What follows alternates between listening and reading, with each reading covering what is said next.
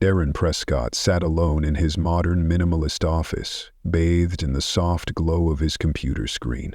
His eyes were fixed on a complaint email, the words searing deeper into him with each line.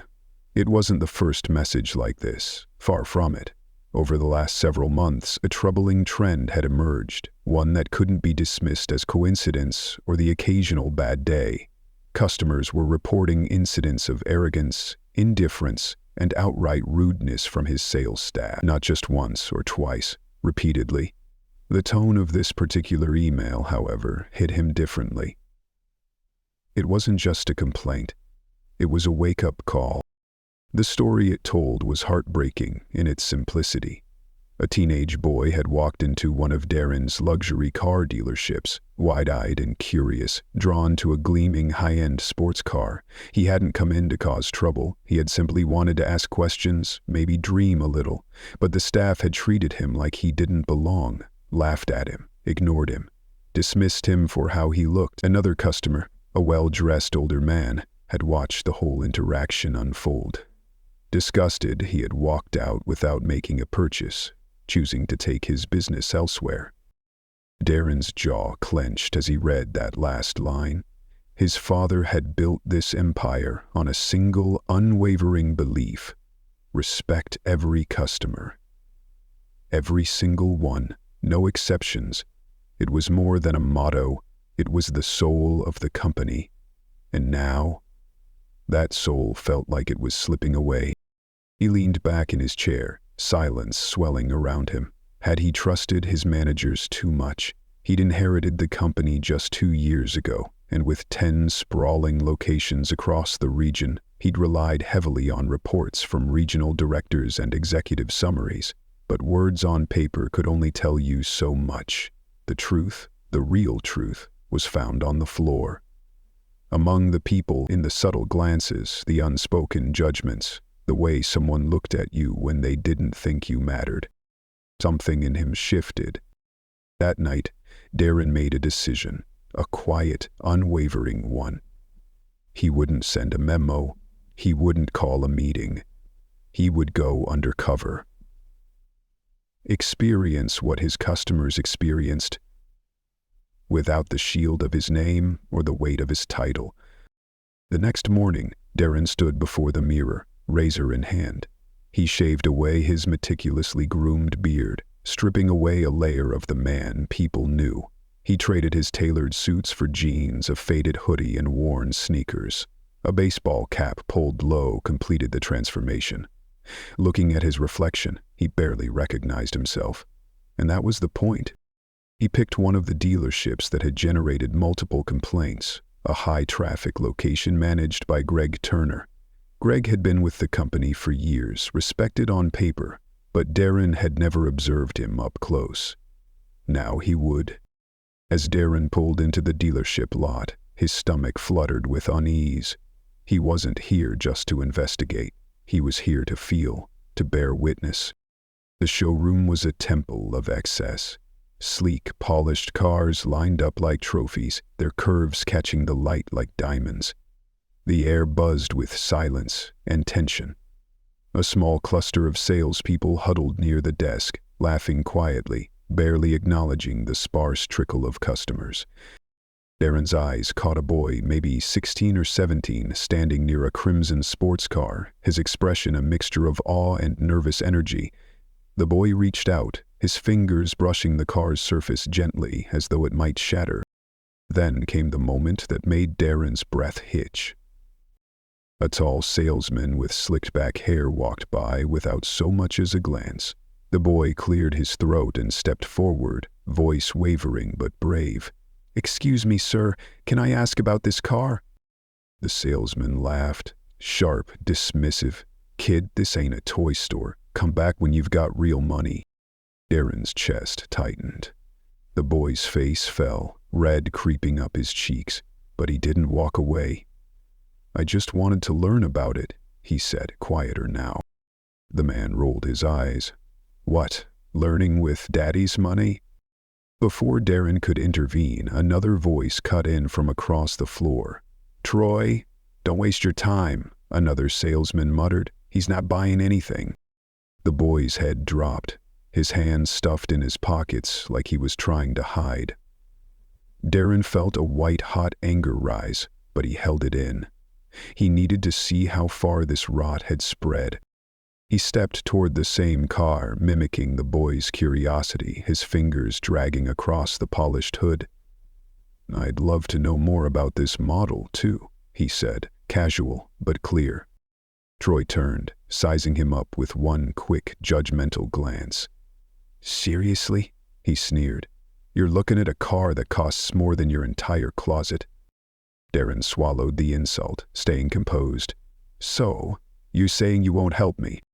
Troy exhaled sharply, clearly annoyed. "Look, man, we don't do free tours."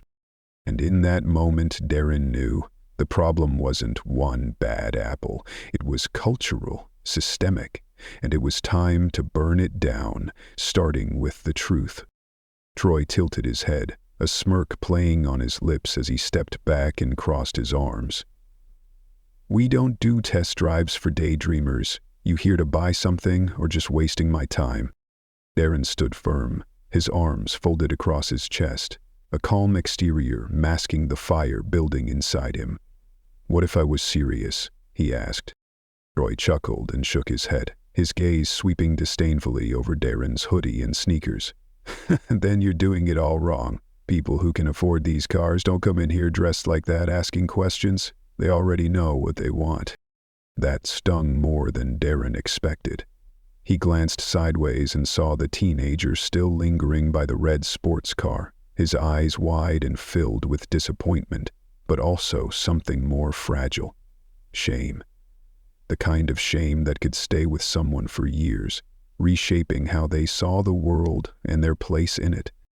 Darren wanted to intervene, to speak up for the boy, to remind him that dreams mattered. But not yet. He couldn't blow his cover. Instead, he gave Troy a measured nod.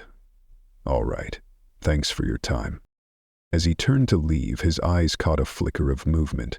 Greg, the manager, was laughing with another salesman across the room. He had seen everything and done nothing. Not a raised eyebrow, not a word, just amusement. Darren's blood ran hot. This wasn't just a case of one rude salesman. It was rot, deep and spreading. How many dreams had been crushed here under the weight of arrogance? How many employees had learned to mirror their leaders' indifference just to survive? He walked out of the dealership without another word, but inside his thoughts were a storm. This was no longer a simple audit. It was an excavation. He needed to understand the roots of this poison. The next morning, Darren returned, not as a mystery shopper, but as a new recruit.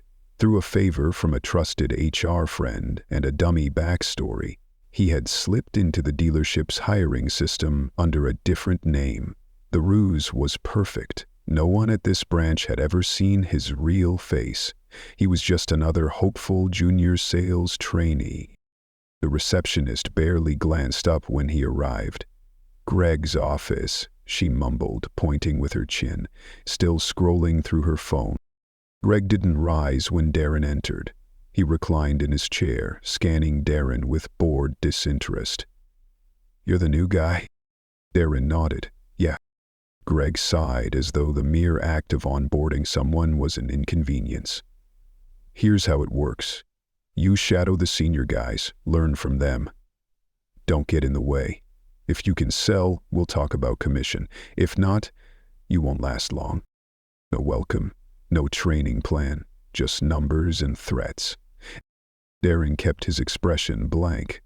"Got it." Greg waved a hand toward the showroom. "Fine, Troy, he'll show you the ropes." Of course it would be Troy. Darren walked back out and spotted him chatting near the front desk. Troy offered him a perfunctory glance, then looked away. Only when Greg barked from the doorway did Troy roll his eyes and mutter, "Yeah, sure," with a sigh. As they stepped onto the floor, Darren watched closely. Troy scanned the showroom like a hunter.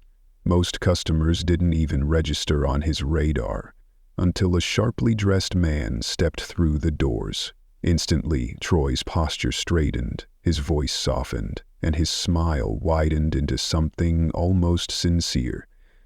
Darren watched him work, showering the man with attention, showcasing high-end models with ease, exuding charm and knowledge like second nature. But Darren had seen the contrast. Just a day before, a teenage boy had asked one innocent question and been humiliated. Now, a man in a suit was browsing without intention to buy, and Troy was bending over backward to accommodate him. This wasn't about customers. It was about class, judgment, and superficial worth. A nearby veteran salesman passed by and slapped Troy on the back, training the newbie on how to spot the real buyers. Troy grinned. You know it. Darren let the moment hang in the air, then asked, "What if someone doesn't look like a buyer, but actually is?" Troy laughed. "That never happens." "Isha, I think that's really, I've been doing this long enough, you just know." Darren let that arrogance settle. Then he asked, "So, what's the work environment like around here?" Troy gave a knowing smirk. "Depends on if you can sell. If you can't, you're gone." Darren's attention shifted as a young woman in a dealership uniform passed by, a stack of paperwork balanced in her arms. As she walked by, Troy muttered something under his breath, something crude. Another salesman chuckled. The woman stiffened but didn't respond. She just kept walking. "Who's that?" Darren asked, his voice low but sharp. Troy scoffed. "That's Mia. She's in financing. Tries way too hard." "She seems professional." "That's the problem," Troy said, without irony. "This job's not about rules. It's about knowing when to bend them." Darren stayed silent, filing it all away. An hour later, in the break room, he found Mia pouring a cup of coffee. She looked up as he walked in. "You're the new guy?" He nodded. "Just trying to get a feel for the place." She offered a polite, guarded smile. "Let me guess. They put you with Troy." "Yep." Mia sighed. "Watch your back." Darren leaned against the counter. "It's that bad?" Mia glanced around, then lowered her voice. "If you're not in their little circle, you're invisible. Doesn't matter how hard you work." "What about management?" She gave a bitter laugh. "Greg doesn't care. As long as the numbers are good, nothing else matters." That was it. Darren had all the confirmation he needed. He stared into his coffee cup, silent but resolute. The truth wasn't hidden in spreadsheets or quarterly reports. It was here, in whispered warnings, in sidelong glances, in the way laughter turned cruel behind closed doors. The culture was broken, top to bottom. And now, it was time to expose it. The deeper Darren went, the clearer the rot became. This dealership didn't just have a sales problem, it had a culture problem. Salespeople were trained to prioritize appearances over actual engagement, and worse, the management enabled it through silence. Greg's complacency was no accident, it was policy. And the toxicity bled into every corner, even how colleagues treated one another. Mia's warning echoed in his mind. If you're not in their circle, you don't matter. And she was right. It wasn't just customers being pushed to the fringe. Employees who didn't play into the clique's twisted norms were ignored, mocked, and undervalued. Darren needed to see more before he acted. He needed to understand the damage, not just for justice, but for clarity on how to fix it. Back on the showroom floor, Troy was already schmoozing a potential buyer, a middle-aged man who had pulled up in a luxury sedan. Troy's smile was wide, his posture confident, but when he saw Darren hovering nearby, the facade cracked. "You still standing around?" he called out, clearly irritated. "This isn't a charity. If you want to learn, you've got to do more than just watch." Darren kept his cool. "I'd like to talk to a few customers myself, get some experience." Troy let out a mocking laugh. "Oh, really? You think you're going to close a deal on your first day?" Darren offered a relaxed shrug. You never know until you try. Troy exchanged a smirk with another salesman, then stepped aside. Be my guest. Just don't waste your time on the wrong people. Darren scanned the room, deliberately turning away from the polished suits and designer watches. His eyes landed on a man in worn jeans and a sun-faded polo, standing quietly near a luxury SUV. He looked out of place, like someone who felt he didn't belong, but dared to hope anyway. Thinking about this one? Darren asked as he approached. The man looked up, surprise flickering in his eyes. Yeah, just looking. Darren smiled. It's a solid ride. Smooth engine, plenty of power, and really comfortable for long hauls. What's drawing you to it? The man relaxed a bit. I run a contracting business. Need something reliable but nice enough to drive to meetings. I'm on the road a lot between job sites. Darren nodded thoughtfully. That makes sense. This model has some of the highest durability ratings in its class. I'd be happy to walk you through the features, if you want. The man hesitated, then leaned in slightly. I came in last week, but no one really helped me. Felt like they didn't think I was worth the time. Darren's stomach clenched. This wasn't just a bad habit. It was policy. It was how they operated. Well, Darren said gently, you're worth my time. Let's get you the info you need. He took his time walking the man through the specs, highlighting performance, safety, and financing options. Across the room, Darren felt Greg's eyes on him. The manager stood with arms crossed, his expression unreadable, clearly annoyed. As the conversation wrapped up, Darren handed the man his card. I'll follow up tomorrow. Let's make sure you get something that works for you. Just as Darren turned, Greg was there, tension radiating off him. You trying to prove something? Darren met his stare. Just doing my job. Greg scoffed. This isn't how we operate. We don't waste time on browsers. You focus on the people who are actually going to buy. And you decide that based on looks? Darren asked, keeping his voice even. I decide that based on experience, Greg said flatly. That's how the business works. So if someone doesn't look the part, they get ignored? Greg's jaw tightened. I don't have time for idealism. We have quotas. That was it. Darren had seen enough. He took a breath and straightened, voice calm but steady. Good. Then let's talk about quotas. Greg's brows drew together in confusion. What are you? Darren pulled off his baseball cap and ran a hand through his hair. He met Greg's eyes squarely. I'm Darren Prescott, CEO of this company. The color drained from Greg's face. The buzz of the showroom faded into silence as the words sank in. Conversations died mid-sentence. Troy froze mid-laugh. Employees who had been leaning on desks straightened in their seats. You're joking, Greg stammered. No, Darren said. No joke. I've spent the last 2 days watching this place, and what I've seen is disgraceful. Troy stepped forward, voice faltering. Look, this is just how things work. Darren cut him off. No, this is how you choose to work. You ignore people who don't look like buyers. You insult kids with dreams, and you foster an environment where bullying is standard practice. Greg stammered. I didn't know. You didn't care, Darren snapped, and that's even worse. Around the room, employees exchanged glances. Some looked ashamed, others relieved.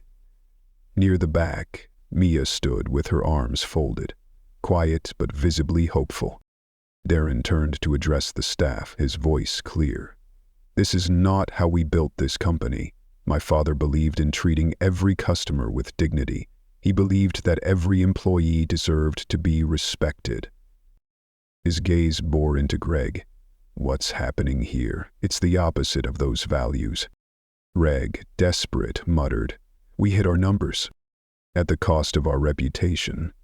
Darren finished coldly, at the cost of real people walking out the door because you couldn't see past their clothes. Troy shifted uncomfortably. You humiliated a teenager, Darren said, his voice sharp with restrained fury. You mocked people who walked in here with nothing but curiosity, and that ends today. Greg's shoulders sagged. What are you going to do? You're done here, Darren said without hesitation, effective immediately. Greg's face flushed with anger. You can't just... I can, and I just did. Silence, the kind that cracks like thunder through complacency. Darren turned to Troy. Your behavior has been just as damaging. You should be thankful I'm giving you another chance. But make no mistake, if I see one more customer treated like that, you're out too.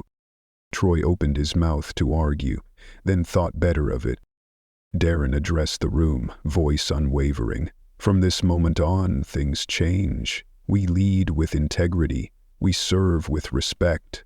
If that doesn't sit right with you, then you don't belong here. He glanced toward Mia. People like Mia, people who care, who work hard, who treat others with dignity. That's who we need more of. For the first time, Mia smiled without reservation. Darren exhaled, surveying the room. This isn't just about selling cars. It's about who we are when nobody's watching. And, starting today, we fix that. Greg stormed out, the heavy swing of the glass doors marking the end of an era. Darren turned back to his staff. Let's get to work. The silence held, but this time it felt different, like the first breath after a long, toxic storm. Darren knew that exposing the truth was only the beginning. Real change wouldn't come from a dramatic reveal. It had to be built, nurtured, and proven through action. The room was still frozen in a kind of stunned silence. Some employees looked anxious, others quietly relieved. And then there was Mia, standing in the back, arms crossed, watching him with wary eyes, waiting to see if this was real or just another hollow speech from the top. He wasn't going to let this be another corporate performance. This wasn't for headlines. This was for every overlooked customer, for every employee who had worked hard and been ignored, for his father's legacy. He stepped toward the center of the showroom, letting the quiet draw attention. There's no point pretending this place doesn't have a problem, he said, voice firm but grounded. I spent the last 2 days walking in the shoes of the people we're supposed to serve. I saw how some of you talked to customers. I saw who got attention and who didn't. His gaze swept the room. Some of you might not have been part of that behavior, but if you stood by and let it happen, that's just as bad. Several employees looked away. A few shifted their feet nervously, but no one challenged him. Here's how this is going to go, Darren continued. Starting now, we're doing things differently. No more judging customers by what they wear or drive. No more deciding who matters before you even speak to them. If someone walks through those doors, they deserve your respect. No exceptions. He turned toward the front desk. That starts with first impressions. If people feel dismissed before they even meet a salesperson, they're already halfway out the door. The receptionist, pale-faced, nodded quickly. Darren wasn't finished. And it's not just about customers. It's how we treat each other. I saw how some of you talk to coworkers. Jokes, whispers, exclusions. That ends now. If you've been benefiting from favoritism, that time is over. If you've been pushed aside because you didn't fit in, know that changes today. Mia shifted, standing taller, her expression guarded but curious, testing whether these words would actually carry weight. Sales still matter, Darren admitted. Numbers still count. But if you think that gives you permission to behave like Greg did, you'll be walking out just like him. A few employees glanced toward the doors, the image of Greg's departure still fresh. Darren looked at Mia directly. You've been here long enough to know what's wrong. I want you on my transition team. Help me rebuild this place from the inside." Mia studied him. "And if things don't change?" Darren didn't hesitate. "Then I'll be back, and I won't be in disguise." There was something in his voice, earnest, unwavering, that made her nod, slowly but sincerely. "Okay. I'm in." He turned back to the group. "If you want to be part of the solution, stay. If you're waiting for things to go back to the way they were, start polishing your resumes." The room was silent. "We start fresh tomorrow," he said, "with new expectations, new training, and a new standard of respect. This dealership will be something we're proud to work at again." With nothing more to say, Darren turned and headed for the exit. And that's when he saw him, the same teenage boy from the day before. He was standing outside, staring through the glass at the red sports car he had been mocked for admiring. There was awe in his eyes, but also hesitation, like the memory of being dismissed still lingered. Darren opened the door and stepped out. "Still thinking about that one?" The boy jumped, surprised. "Yeah, just dreaming, I guess." Darren smiled gently and nodded toward the car. "Come on, let's take a closer look." The kid hesitated. "But I'm not." "Doesn't matter," Darren interrupted softly. "Everyone deserves a chance to learn." Inside, the air was heavy but different. The staff were quieter now, unsure of where they stood in this new atmosphere. Troy stood stiffly in the distance, arms crossed, watching but saying nothing. Darren led the boy to the red sports car and opened the door. "Ever been inside one?" The kid blinked. "No. I didn't think I was allowed." "You are now." The boy slid into the seat, wide-eyed, his fingers trembling as they touched the steering wheel. He looked like he was touching the future, like he finally believed he might be allowed to imagine himself in it. Darren leaned in, comfortable. The kid nodded, barely breathing, absorbing every detail. The leather seats, the control panel, the scent of the interior. "What do you want to do when you're older?" Darren asked. The boy hesitated. "Maybe work with cars. Design them, maybe. But I don't know if I'm smart enough for that." Darren frowned. "Why would you think that?" The kid shrugged. "People don't really expect much from someone like me. Not when you don't come from money. They act like you're dreaming too big." Darren looked back at the staff, many still watching. Then he turned to the boy. "Don't let people like that decide what you're capable of." The boy stared up at him. "You really think that?" Darren nodded. "The people who make it, they're the ones who don't stop just because someone else told them they couldn't." The boy stood slowly, eyes different now, still dreaming, but now believing. "Thanks," he said.